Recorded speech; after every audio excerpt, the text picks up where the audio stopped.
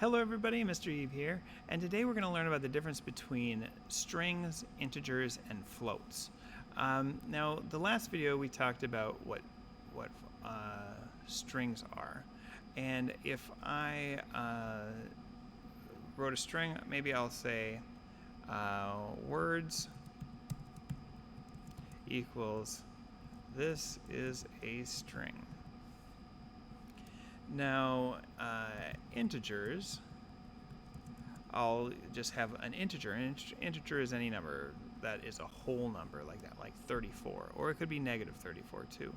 And floats can be decimals, 5.432. So the difference between integers and floats are floats can have decimals, while integers can't. So if I run this, not much is going to happen. But if I down here say print words, it's going to print this is a string. If I say print integers, it's going to type 34. Now if I look at type integers, you're going to see that it's going to say class int. That means that it's a special. There's special things that you can do with integers that you can't do with strings. For instance, you can say one integer is greater than another integer. In Python, they don't let you say one string is greater than another string. It doesn't know what you're talking about.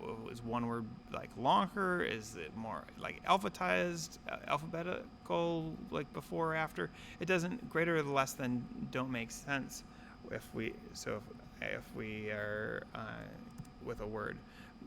But if I typed in type words, you can see that that's a string. Also, if I say type floats, you can see the class type is just called a float. Now, it's important to know the distinction between those because as we learn more about programming, we'll know that sometimes a variable should be an integer, and sometimes it should be a string, and sometimes it should be a float.